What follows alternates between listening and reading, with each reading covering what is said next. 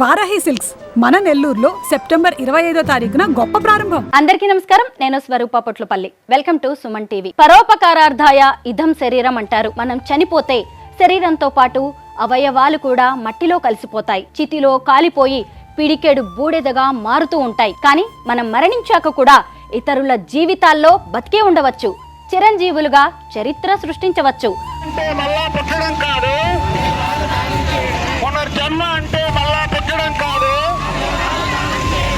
వైజాగ్ కు చెందిన టీచర్ గూడూరు సీతా మహాలక్ష్మి గారు కిడ్నీ దొరక్క ప్రాణాలు పోగొట్టుకున్న ఓ పసివాడి మరణాన్ని చూసి కదిలిపోయారు, మహాశక్తిలా మారారు.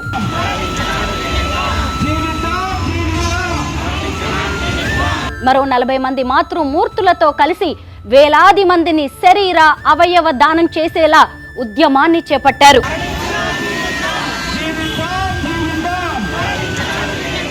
ఆమిర్ ఖాన్, కమల్ హాసన్, నాగార్జున, జయసుధ, సుద్దాల అశోక తేజ వంటి సెలబ్రిటీలను కదిలించి శరీర దానానికి ముందుకొచ్చేలా చేశారు. ఈ నిశ్శబ్ద సైనికులు చేసిన కృషి ఫలితమే వేలాది మంది జీవితాల్లో వెలుగులు పూయిస్తున్న జీవన్ దాన్ చట్టం. అమ్మలు తలుచుకుంటే అద్భుతాలు చేయగలరని నిరూపిస్తున్న స్ఫూర్తి ప్రదాత అయిన సీతమ్మను కలుసుకుందాం. అమ్మ జన్మనిస్తే అవయవాలు ఎలా పునర్జన్మనిస్తాయో తెలుసుకుందాం రండి. ముందుగా అసలు మరణించినా జీవించడం ఎలాగో చెప్పండి. అంతే, మరణం తర్వాత ఏమీ లేదనేది మనకున్న అభిప్రాయం. కానీ మనం మరణించిన జీవించండి అనే ఒక నినాదం ఇవ్వటం ద్వారా మనుషులు మరణానంతరం కూడా అజరామరంగా ఉండటం, అమరులైపోయి ఉండటం, మరణం ద్వారా కూడా ఒక 10 మందికి జీవితాన్ని ఇవ్వగలగటం.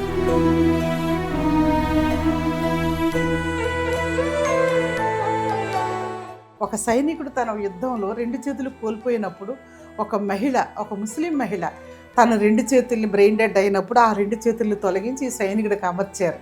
ఒక లేడీ యొక్క చేతుల్ని ఆయన అమర్చుకున్న తర్వాత అది చూపించిన సన్నివేశాన్ని చూస్తున్నప్పుడు మనందరికీ కూడా హృదయాలు ఆనందంగా పులకించిపోయాయి. 12 ఏళ్ల సాయి మనోహర్ కృష్ణ తన పేరు. ఎంత అందమైన కుర్రాడు. తల్లి ఇచ్చిన స్నాక్స్ తిని ఇప్పుడే ఆడుకుని వస్తానమ్మా అని చెప్పేసి మేడ మీదకి వెళ్ళి వాళ్ళందరితో ఆడుకుంటూ తోటి స్నేహితులతోటి స్లిప్ అయ్యి పడిపోతాడు. ఆ కుర్రాడు మెదడుకు తగిలేసింది, వెనక భాగం బ్లడ్ సర్క్యులేషన్ ఆగిపోయింది. ఆ తల్లి ఆవేదన వర్ణనాతీతం.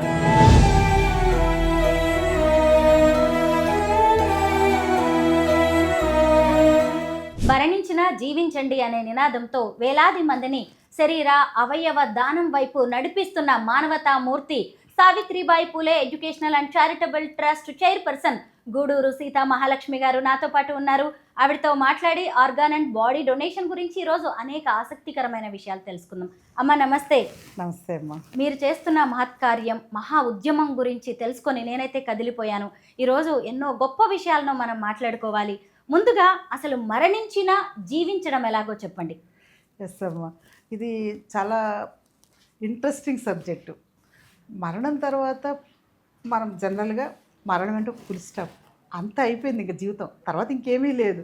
ఉన్నాయో లేవో తెలియని స్వర్గ నరకాల గురించి ఇక్కడ మనకు ప్రస్తావన లేదు. మరణం తర్వాత అంతా శూన్యమే. ఇంకా కాకపోతే కొన్ని రోజులు తలుసుకుంటాం ఆ వ్యక్తి గురించి, తర్వాత కాలక్రమంలో మర్చిపోతాం. అంతే, మరణం తర్వాత ఏమీ లేదనేది మనకున్న అభిప్రాయం. కానీ మనం మరణించిన జీవించండి అనే ఒక నినాదం ఇవ్వటం ద్వారా మనుషులు మరణానంతరం కూడా అజరామరంగా ఉండటం, అమరులైపోయి ఉండటం, మరణం తర్వాత కూడా వారి పేరు శిరస్మరణీయంగా ఈ ప్రపంచంలో ఉండిపోవటం, మరణం ద్వారా కూడా ఒక 10 మందికి జీవితాన్ని ఇవ్వగలగటం, అంతకంటే ఉత్కృష్టమైన మహోన్నతమైన కార్యక్రమం ఈ ప్రపంచంలో ఇంకెక్కడా లేదండి.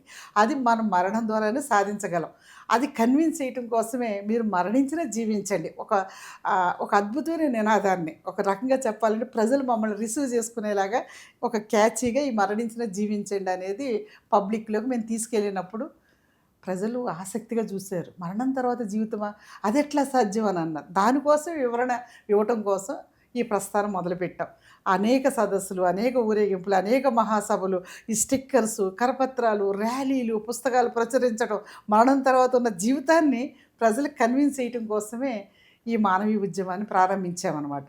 ఆ మరణం తర్వాత జీవితం ఎలా ఉంటుందో చెప్పడం కోసమే మీరు ఆ మరణం తర్వాత మీ బాడీని మాకు ఇచ్చేసేయండి, మీరు ఎలాగ మరణం తర్వాత ఉండొచ్చో మేము మీకు వివరిస్తాం. ఆ మరణం ద్వారా కూడా జీవించడం అనే దానికి నాంది పలుకుతూ మొట్టమొదట 35 మందితో మరణానంతర జీవితాన్ని ప్రారంభిస్తూ 2008 అక్టోబర్ 9న మేము ఆంధ్ర మెడికల్ కాలేజీలో సజీవంగా ఉన్న మేమందరం కూడా ఒక 35 మంది మా టోటల్ బాడీని డొనేట్ చేస్తూ ఆంధ్ర మెడికల్ కాలేజీకి మా విల్లు పత్రాలు పట్టుకెళ్ళి ఇచ్చేసామండి. అందరూ ఉలిక్కిపడ్డారు. ఎందుకంటే తెల్లారి లేస్తే మీడియాలో పెద్ద పెద్ద కథనాలు వచ్చేసినాయి. మీరు మరణించిన జీవించే ఉంటారు, ఇది చరిత్రలో అపూర్వ ఘట్టం, మానవత్వానికి పరాకాష్ఠ ఇదే అంటూ మీడియా అంతా కూడా ప్రత్యేక కథనాలు ఈ 35 మంది మీద వేశారు. కొన్ని దినపత్రికలు అయితే వారికి అనుబంధంగా ఉన్న ఆదివారం అనుబంధాలు ఈ 35 మంది ఇంటర్వ్యూలో కథనాలు వచ్చేసినాయి. ప్రజలందరూ దృష్టి వైపు చూపించారు. మరణం తర్వాత జీవితాన్ని మేము ఎక్స్ప్లెయిన్ చేయడం కోసం ఒకేసారి ఒకే రోజున 35 మంది బాడీ డొనేట్ చేయడం అనేది చిన్న విషయం కాదు. ఆ ఇంటర్వ్యూల ద్వారా మేము ప్రజలకు చెప్పాం, ఒకవేళ మేము బ్రెయిన్ డెడ్ అయ్యామనుకోండి, అకస్మాత్తుగా అనుకోని మరణం సంభవించినప్పుడు యాక్సిడెంట్ అవ్వచ్చు, రోడ్డు మీదకి వెళ్ళిన తర్వాత కాలు జారి పడి బాత్రూంలోనే పడిపోయి అపస్మారక స్థితికి వెళ్ళిపోవచ్చు. ఏదేమైనా అనుకోకుండా మరణం సంభవించినప్పుడు మేము సిద్ధంగా ఉన్నాం. మా మరణాన్ని మీరు శిరస్మరణం చెయ్యండి, ఇదిగో ఇచ్చేస్తున్నాం రాసి, అవయవాలు ఎవరికైనా పనికొస్తే మా శరీరం నుంచి తీసుకెళ్ళి ఆ పనికొచ్చే వాళ్ళకి ఇవ్వండి, మా నేత్రాలు ఇచ్చేయండి. లేదు వార్ధక్యం వల్ల పెద్దవాళ్ళం అయిపోయి ముసలితనంతో న్యాచురల్గానే అందరం చనిపోతాం, అప్పుడు కూడా మా మరణం వృధా కాకూడదు, మా బాడీని తీసుకెళ్ళి వైద్య రంగ పరిశోధనలకు ఇవ్వండి, 6 గంటల లోపల కార్నియా తీయండి, 2 అంధులకు వెలిగినివ్వండి. నేత్రదానం అందులోనే ఇంక్లూడ్ అయ్యి ఉంది. ఇక అంతిమంగా ఈ పార్థివ దేహాన్ని ఆ డే 1 నుంచి కూడా అనాటమీ డిపార్ట్మెంట్లో కాబోయే డాక్టర్లు అందరూ కూడా నేర్చుకోవటానికి ఆ టేబుల్ మీద మేము ఒక మహోపాధ్యాయులుగా మారబోతున్నాం. అంటే మరణించి కూడా మేము టీచ్ చేస్తాం, మరణించి కూడా ఉపాధ్యాయులం అయిపోతాం, మరణించి కూడా బతుకున్న వాళ్ళకి పాఠాలు బోధిస్తాం. మరణం ద్వారా కూడా కాబోయే వైద్యుల్ని ఒక సక్సెస్ఫుల్ వైద్యులుగా తయారు చేసి ప్రజలకు సేవ చేసేందుకు వాళ్ళు మేము పంపిస్తాం. ఆ రకంగా కూడా మా మరణం ద్వారా మోటివేట్ చేస్తూ ఒక మహోపాధ్యాయులుగా మారుతూ ఒక బోధనోపకరణంగా ఒక ప్రయోగశాలగా ఈ పార్థివ దేహాన్ని మేముగా అందిస్తూ ఒక విజ్ఞాన గ్రంథంగా మారి బిడ్డల్ని ఆ కాబోయే వైద్యుల్ని, అయ్యా మమ్మల్ని కొయ్యండి, కొట్టండి, ప్రతి అవయవాన్ని పరిశీలించండి, శరీర నిర్మాణ శాస్త్రాన్ని క్షుణ్ణంగా నేర్చుకోండి, ఇదిగో మేము మీకు అందుబాటులోకి వచ్చాం అని మేము చెప్పడం కోసమే ఈ మరణం ద్వారా కూడా ఈ శరీర దానాన్ని, అవయవ దానాన్ని, నేత్రదానాన్ని ప్రజలకు పరిచయం చేస్తూ తద్వారా సమాజంలో మనం బతికే ఉంటాం. ఇప్పుడు ఇక్కడ బూడిద కింద మట్టిలో కలిసిపోవటం లేదు. ఆ రోజుతో మన సావు అక్కడితో ఆగిపోలేదు, తర్వాతే మన జీవితం ప్రారంభమైంది. ఇదిగో ఈ రకంగా జీవిద్దాం అని చెప్తూ కన్విన్స్ చేయగలిగామమ్మ. ఆ 35 మందితో ప్రారంభమైన ఆ ప్రస్థానం ఈవేళ 65,000 మందికి టోటల్ బాడీ డొనేట్ చేస్తూ చట్టబద్ధంగా విల్లు రాసి ఇచ్చే దశకి ఈ ఉద్యమం ఎదిగిందండి. దీనికి ఒక 20 ఏళ్ల ప్రయాణం నడిచింది ఈ ఉద్యమ ప్రయాణం. అమ్మ, మరణించిన మనం ఎంతో గొప్పగా బతికి ఉండొచ్చు అని మీరు చెప్తుంటే ఊహించడానికే నిజంగా ఎంతో అద్భుతంగా ఉంది. కానీ మరణించిన తర్వాత మన శరీరంలోని ఏ ఏ భాగాల్ని మనం దానం చేయవచ్చు? ఇప్పుడు మనం 2 రకాలుగా అర్థం చేసుకోవాలమ్మా మన మరణాన్ని. ఒకటి ఆకస్మిక మరణం, బ్రెయిన్ డెడ్ అయితే ఊహించని విధంగా మరణం మన చేరువులోకి వచ్చేసింది, అప్పుడు కూడా సిద్ధంగా ఉందాం. ఊహించకుండా ఒక బ్రెయిన్ డెడ్ అవటం అనేది ఊహించని మరణమే. ఆ యాక్సిడెంట్లుగా డెత్ అయిపోతున్నాం. మన భారతదేశంలో 1,00,000 పైన యాక్సిడెంట్లు నమోదవుతున్నాయండి మన భారతదేశంలో. ఆ 1,00,000 యాక్సిడెంట్లో కూడా 1-2 తప్ప ఇంకా మన అవయవాలు దహనం చేయడం ముందుకు రావట్లేదు. అంటే lack of awareness, lack of చైతన్యం, అది ఇవ్వటం కోసం ఈ ఉద్యమం మొదలైంది. ఆ అవయవాలు కానీ అప్పుడు రిట్రీవల్ చేయగలిగితే మినిమం ఇప్పుడు మనకున్న భారతదేశంలో ఉన్న టెక్నాలజీ, వైద్య పరిజ్ఞానాన్ని అందుబాటులో ఉంచుకుని 8 మందికి ప్రాణం పోస్తున్నాడు ఆ వ్యక్తి. అంటే తాను ఒక్కడగానే పుట్టాడు, కానీ చనిపోతూ 8 మందిలో జీవించి వెళ్ళిపోతున్నాడు. 8 మందికి ఈవేళ మన కళ్ళు 2కి చూపునిస్తున్నాయి, మన కిడ్నీస్ 2కి లైఫ్ని ఇస్తున్నాయి, మన లివర్ లైఫ్ని ఇస్తుంది, మన గుండె, మన హార్ట్ వాల్స్ రిట్రీవల్ చేస్తే ఇంకొకళ్ళు లబ్డబ్ అని మళ్ళీ మన ఇక్కడ ఈ గుండె చప్పుడు ఆగిపోకుండా ఇంకొక వ్యక్తిలో ఆ గుండె చప్పుడు మొదలయ్యేలా చేయగలుగుతున్నాం. చనిపోయిన వ్యక్తి కాళ్ళు చేతుల్ని కూడా వేరే వాళ్ళకి అమర్చవచ్చు కదా. అవి కూడా ఎన్నో ఉదంతాలు వచ్చినాయి కదమ్మా. ఒక సైనికుడు తన యుద్ధంలో 2 చేతులు కోల్పోయినప్పుడు ఒక మహిళ, ఒక ముస్లిం మహిళ తన 2 చేతుల్ని బ్రెయిన్ డెడ్ అయినప్పుడు ఆ 2 చేతుల్ని తొలగించి ఈ సైనికుడికి అమర్చారు. ఒక లేడీ యొక్క చేతుల్ని ఆయన అమర్చుకున్న తర్వాత అది చూపించిన సన్నివేశాన్ని చూస్తున్నప్పుడు మనందరికీ కూడా హృదయాలు ఆనందంగా పులకించిపోయాయి. అంటే ఇట్లాంటివి అనమాట. అనుకోకుండా ఒక మనిషి మరణానికి చేరువైతే, బ్రెయిన్ డెడ్ అయితే ఆ వ్యక్తి యొక్క అవయవాలని ఒక 50 మందికి ఉపయోగించడానికి, అంటే కండరాలు కానివ్వండి, మసిల్స్ కానివ్వండి, టెండెన్స్ కానివ్వండి, ప్రతి కణజాలం ఉన్నమాట, బోన్ మ్యారో కానీ ప్రతిదీ ఉపయోగపడుతుందండి. ఇంకా మనం ఇంకా ఆ దశలో ఎదగాల్సిన అవసరం ఉంది. గర్భాశయాన్ని కూడా మార్పిడి చేస్తున్నారు. మార్పిడి చేసిన తర్వాత బిడ్డల కన్నా ఉదంతాలు కూడా మనకి వైద్య జర్నల్స్లో చదువుతున్నాం మనం. అంటే ప్రపంచం ఎంత శరవేగంగా వైద్య రంగంలో అభివృద్ధి అవుతుందో చూస్తున్నాం మనం. ఈ రకంగా ఒక మనిషి తాను మరణిస్తూ ఇప్పటి వరకు మన భారతదేశంలో అయితే 8 మందికి ప్రాణం పోయగలిగాడు.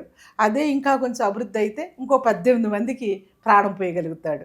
అంటే ఒక వ్యక్తి అంటే తన కర్ణబెర్లు కూడా ట్రాన్స్ప్లాంటేషన్ చేసేయచ్చు, గర్భాశయాన్ని ట్రాన్స్ప్లాంటేషన్ చేసేయచ్చు. ఇప్పటి వరకు మీరు చూస్తున్నారు ప్రాంకిరాసిస్ని బతికుండగానే ఒక హాఫ్ ఇచ్చి మనం ట్రాన్స్ప్లాంటేషన్ చేస్తున్నాం. అట్లాగే లివర్లో 1/4 ఇచ్చి బతికించగలుగుతున్నాం. అట్లాగే 2 కిడ్నీలు, ఒక కిడ్నీ ఇచ్చేసి లైవ్ డోనర్గా మిగలగలుగుతున్నాం. ఇది బతికుండగా ఈ 3 దానాలు చేస్తున్నాం. ఒకవేళ అనుకోకుండా బ్రెయిన్ డెడ్ అయిపోతే ఈ అవయవాలన్నీ కూడా ఎంతమందికి ఉపయోగపడతాయి, ఎంతమందికి ప్రాణం పోయగలిగితే అంతమందికి దానం చేసేయటమే ఈ అవయవ దానంలో ఉన్న మహోన్నతమైన ఆశయం అమ్మ. మానవత్వానికి ఇంతకు మించిన ఉత్కృష్టమైన స్థానం ప్రపంచంలో ఎక్కడా ఉండదు. తాను మరణించలేదు అక్కడ, ఆయన ఒక 10 మందిలో సజీవుడైపోయాడు. పునర్జీవితం అంటే ఎక్కడో లేదండి, పునర్జన్మ అంటే ఇంకెక్కడో లేదు కదా, ఆయన ఇక్కడే ఉన్నాడు, పునర్జీవించాడు.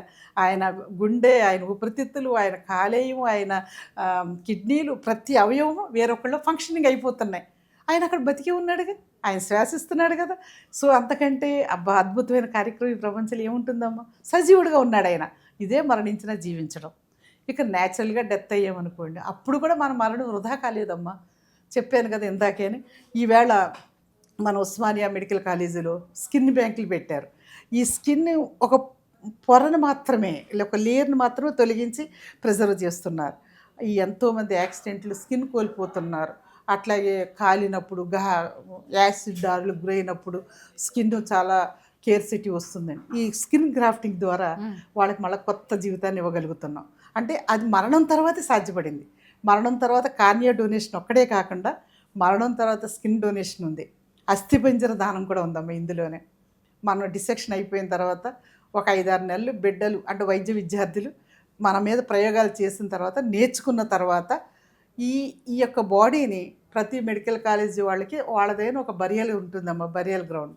ఏమవుతుందో తర్వాత బాడీ అని చాలామంది అడుగుతారు. వాళ్ళు ఎంతో పవిత్రంగా ఆ బాడీని మళ్ళీ పూడ్చిపెట్టి, ఆ ఫ్లెష్ కానీ మిగిలి ఉన్నది ఏదైనా మట్టిలో కలిసిన తర్వాత మళ్ళీ 3 months తర్వాత ఆ బాడీని బయటికి తీస్తారండి. అంటే అప్పుడు అస్థిపంజరం మాత్రమే మిగిలి ఉంటుంది. ఆ అస్థిపంజరాన్ని చక్కగా నీట్గా శుభ్రంగా కెమికల్స్ ద్వారా క్లీన్ చేసి ఆ అస్థిపంజరాన్ని తీసుకొచ్చి మనకి అనాటమీ ల్యాబ్లో డిస్ప్లే చేస్తారు. అంటే ఆర్థోపెడిక్ సర్జన్స్ కానీ దాని మీద స్పెషలైజ్ చేస్తున్న వాళ్ళకి అస్థిపంజరం కూడా విజ్ఞానాన్ని అందిస్తుంది, జ్ఞానాన్ని అందిస్తుంది.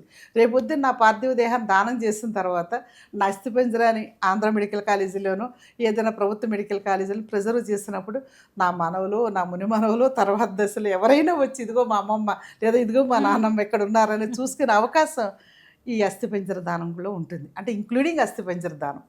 అంటే మొత్తం శరీర దానం అంటే మన శరీరంలో పనికొచ్చేది ప్రతిదీ ఇచ్చేయటమే మొత్తం శరీర దానం. బ్రెయిన్ డెడ్ అయితే అవయవాలు ఇచ్చేద్దాం, న్యాచురల్గా చనిపోతే మన కళ్ళను మన బాడీని కూడా దానం చేసేద్దాం, అంతిమంగా అస్థిపంజరాన్ని కూడా ఇచ్చేద్దాం, తర్వాత ఈ స్కిన్ కూడా ఇచ్చేద్దాం. ఇవ్వటానికి పనికొచ్చే ప్రతిదీ ఇచ్చేయటమే కదమ్మా దానం అంటే. వితౌట్ ఎక్స్పెక్టేషన్ ఇలా ఇచ్చేయటం వల్ల నాకు ఏంటి లాభం అని ఎప్పుడు ఆలోచించవద్దు. ఇవ్వటంలో ఉన్న సంతోషాన్ని అందరూ అనుభూతి చెందితే అంతకు మించిన ఆనందం, సంతృప్తి ఇంక ఇందులోనూ దొరకదమ్మా. చనిపోయినా సరే అవయవ దానం ద్వారా ఇతరుల జీవితాల్లో నిలిచిపోయి చిరంజీవులుగా ఇప్పటికీ బతికి ఉన్న వాళ్ళ కొంతమంది స్టోరీస్ మీరు మాకు చూపిస్తారా? ఖచ్చితంగానమ్మా. ఇప్పుడు ఈవేళ 2013లో జీవన్ దానం అని ప్రభుత్వం ఒక యాక్ట్ తీసుకొచ్చిందండి. ఆ జీవన్ దానం ట్రస్ట్ ద్వారా ఈవేళ ఎంతోమందిని ప్రాణాన్ని పోయగలటానికి, ప్రాణదానం చేయటానికి జీవన్ దానం ఉపయోగపడుతుంది.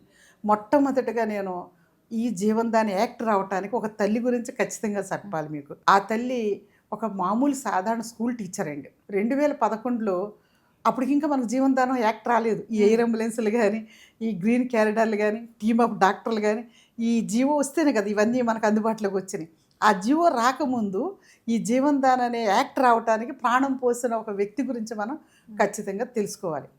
తన బిడ్డ 12 ఏళ్ల సాయి మనోహర్ కృష్ణ తన పేరు. ఆడుకుంటూ ఆడుకుంటూ మేడ మించి పడిపోయాడమ్మ. ఎంత అందమైన కుర్రాడు.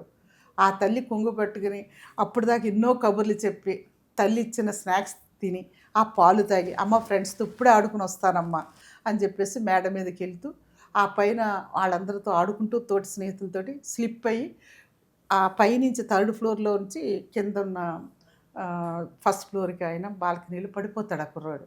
పడిపోయిన వెంటనే ఆయన తీసుకెళ్ళి కేర్ హాస్పిటల్లో పెట్టారు సాయి మనోహర్ కృష్ణ. ఆ తల్లి ఆవేదన వర్ణనాతీతం. ఒంటి మీద ఎక్కడా దెబ్బలు తగలలేదు. దెబ్బ తగిలిందల్లా మెదడుకు తగిలేసింది వెనక భాగం. బ్లడ్ సర్క్యులేషన్ ఆగిపోయింది. వెంటిలేటర్ మీద పెట్టారు. ఎక్కడెక్కడి నుంచో న్యూరాలజిస్టులు, స్పెషలిస్టులు, డాక్టర్లు అందరినీ పిలిపించారు. ఆ అబ్బాయికి ఏమైనా బతికే అవకాశం ఉందేమో అని ఒక 4 రోజులు ఆ అబ్బాయి మృత్యువుతో పోరాడాడు. అన్ని ప్రయత్నాలు చేశారు. బ్లడ్ సర్క్యులేషన్ ఆగిపోయిన తర్వాత మెదడుకి ఇంకా శరీరంలో అన్ని అవయవాలు పనిచేస్తున్నా కానీ ఆదేశాలు ఇవ్వగలిగిన మెదడే నిస్తేజం అయిపోయినప్పుడు, నిర్జీవం అయిపోయినప్పుడు దాన్ని బ్రెయిన్ డెడ్ అంటారమ్మా. ఆ క్లినికల్లీ డెత్ అబ్బాయి. ఆ తల్లికి ఆ విషయాన్ని చేరవేశారు డాక్టర్లు. అమ్మ ఇంకా ఎంత ప్రయత్నం చేసినా మీ బిడ్డను మేము ఇంకా బతికించలేం, ఇంకా వెంటిలేటర్ తొలగిస్తున్నాం, బిడ్డను తీసుకెళ్ళిపోమన్నారు. ఆ తల్లి ఆవేదన వర్ణనాతీతం. తన బిడ్డ బతకాలి, తన బిడ్డ నిర్జీవుడు అవ్వకూడదు, తన బిడ్డను సజీవంగా చూసుకోవాలని అంత దుఃఖ సమయంలో అంత బాధాకరమైన సన్నివేశంలో ఆ మాతృమూర్తి తీసుకున్న నిర్ణయమే జీవనదానానికి జీవం పోసిందమ్మ. ఆమె నాకు ఫోన్ చేశారు. ఎంత గద్గతమైన స్వరం అనమాట. అమ్మ మీరు పేపర్లో చెప్పారు ఒక మనిషి తాను చనిపోతే 18 మందికి ప్రాణం పోస్తారన్నారు. ఈవేళ నా బిడ్డ అవయవాలని నేను దానం చేసేస్తున్నాను. నా బిడ్డ ఎంతమందికి ప్రాణం పోస్తాడో అంతమందికి ప్రాణం పోయినవ్వండి. తద్వారా నా బిడ్డ ఈ సమాజంలో బతికే ఉంటాడు. నా సాయి మనోహర్ కృష్ణకి మరణం లేకుండా చేయండి, నా బిడ్డను మీరు బతికించండి అని ఆ తల్లి నాకు 2010లో అక్టోబర్ 6వ తారీఖున ఆంధ్రజ్యోతి నవ్య పేజీలో నా ఇంటర్వ్యూ వచ్చింది. అది ఆవిడ భద్రంగా దాచుకున్నారు. అందులో నా ఫోన్ నెంబర్ ఉంది. కానీ ఒక సంవత్సరం తిరిగేసరికి ఆ ఫోన్ నెంబర్ ఆవిడకి ఆ రకంగా ఉపయోగపడుతుంది అనేది ఊహించలేకపోయాం ఎవరు. ఆ తల్లి తీసుకున్న నిర్ణయానికి ఒక్క నిమిషం నేనైతే స్థాణువైపోయాను. ఎంత ఉదాత్తమైన నిర్ణయం, ఎంత త్యాగపూరితం అది. తన బిడ్డ చనిపోతున్నాడని తెలుసు కూడా మరొక తల్లి యొక్క గర్భశోకాన్ని నివారించాలి. ఆ తల్లికైనా గర్భం శోకం లేకుండా చెయ్యాలి.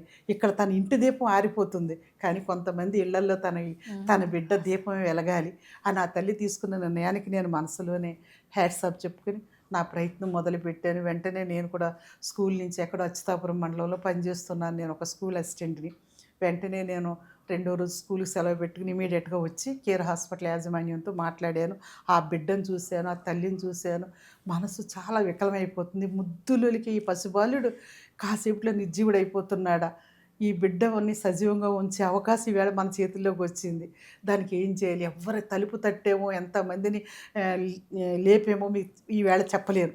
ఎందుకంటే కేంద్ర ప్రభుత్వ మంత్రిత్వ శాఖలో ఉన్న అందరు అధికారుల్ని, నోటోలో ఉన్న అధికారుల్ని, మన రాష్ట్ర ప్రభుత్వం దగ్గర ఉన్న డిఎంఈ దగ్గర నుంచి ప్రిన్సిపల్ సెక్రటరీస్ దగ్గర నుంచి వైద్య ఆరోగ్య శాఖకి రిలేటెడ్గా ఉన్న అందరికీ ఫ్యాక్స్లు పెట్టడం, మెసేజ్లు పెట్టడం, ఫోనులు చేయటం, ఎలాగైనా సరే టెలిగ్రాములు ఇచ్చి ఈ బిడ్డ అవయవాలని ఎవరికి అవసరమైనంతో వాళ్ళకి అందించండి.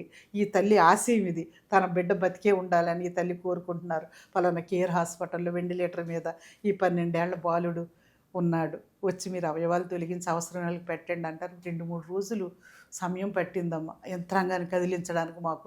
అయినా పట్టుదల వదలకుండా ఆ చేసిన ప్రయత్నం తెల్లారి అన్ని పేపర్లు పతాక శీర్షికలు రాసినాయి. సాయి మనోహర్ కృష్ణ సదాస్మరామి అని ఒక పత్రిక రాస్తే పుట్టెడు దుఃఖంలో కూడా అంతులేని ఔదార్యం అని చెప్పేసి ఆ తల్లిదండ్రులు ఆ బిడ్డ ఫోటో వేసి పత్రికలు రాసినాయి. చాలామంది ఇట్లాగా అవయవాలు దానం చేసి ఇంతమందిని బతికించవచ్చా అని మొదటిసారి మన తెలుగు ప్రజలు ఆ అవయవ దానం ద్వారా తెలుసుకున్నారు. అప్పుడు అర్థమైంది ప్రజలకి, అవయవాలు దానం చేయటం వల్ల ఆ తల్లి తీసుకున్న ఒక త్యాగపూరితమైన నిర్ణయం వల్ల. అప్పుడు సాయి మనోహర్ కృష్ణ అవయవాలు 6గురికి అమర్చారు. కొంతమంది రైటర్స్ అనిశెట్టి రజిత, బండారు విజయ అలాంటి కొంతమంది, నేను జనవరి 3వ తారీఖున సావిత్రిబాయి పూలే జయంతి రోజున ఆ కామేశ్వరి గారిని, ఆ టీచర్ ఎవరైతే ఉన్నారో ఆవిడని పిలిచి విశిష్ట మాతృమూర్తి అనే అవార్డుతో పురస్కారంతో నేను సన్మానం చేశాను. వేలాది మంది హాలు నిండిపోయి ఉన్నారు. ఆ తల్లి వస్తూ ఉంటే అంత దుఃఖంలో అప్పుడు 3-4 ఇళ్ళు కూడా కాలేదు. ఆ తల్లి వస్తుంటే అందరూ స్టాండింగ్ ఓవేషన్లో ఆ తల్లికి క్లాప్స్ కొట్టారు. అంత త్యాగపూరితమైన నిర్ణయాన్ని తీసుకున్నందుకు కొంతమంది రైటర్స్ ఇందాక చెప్పాను కదమ్మా, అనిశెట్టి రజిత్ గారు లాంటి వాళ్ళు స్పందించి ఆ తల్లి, ఆ బిడ్డల, ఆ కుటుంబం చేసిన త్యాగం మీద ఆకాశ పుష్పమని ఒక కవితా సంకలనాన్ని తీసుకొచ్చారు. ఆ కవితా సంకలనం మన ఆంధ్ర, తెలుగు రాష్ట్రాలు, మన తెలంగాణలో విస్తృతంగా అది పాపులర్ అయిందండి. అనేక మంది ఆ కవిత్వం ద్వారా ఆలోచనలో పడ్డారు. మేము కూడా అవయవదానం చేద్దామని ముందుకు వచ్చారు.